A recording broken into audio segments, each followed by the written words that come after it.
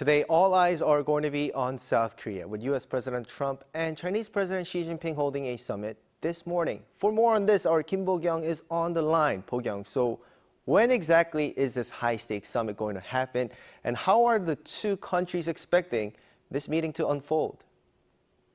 Well, Do-yeon, good morning. The White House announced that the high-stakes meeting between Trump and Xi is going to be held in Busan at 11 a.m. today.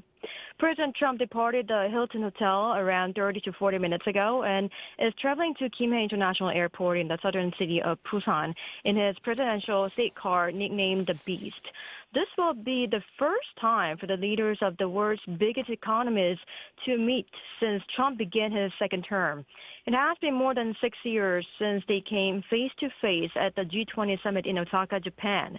And the key point of their meeting is, of course, whether they will be able to yield a breakthrough in the quarrelsome trade relationship.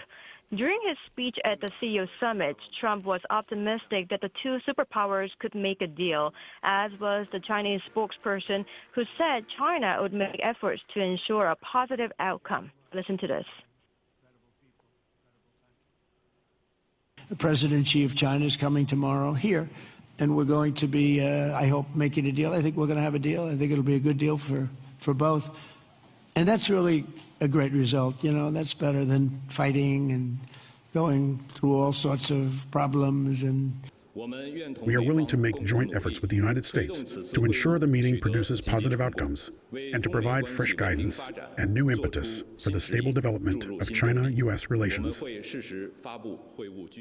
Right. Now, what are the top agenda items that will be discussed between the two? Right. Well, there are several, and with the main framework of a potential trade deal already agreed during U.S. Treasury Secretary Scott Bessent and Chinese Vice Premier He Lifeng's meeting in Malaysia, now we need to see whether the two leaders can finalize the deal. The biggest part is the issue of tariffs.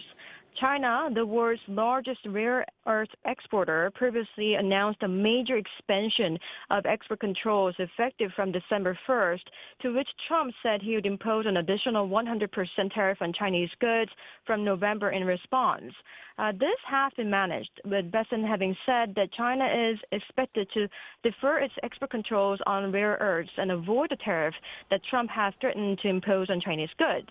And all eyes are on whether this issue gets fully dealt with in today's meeting.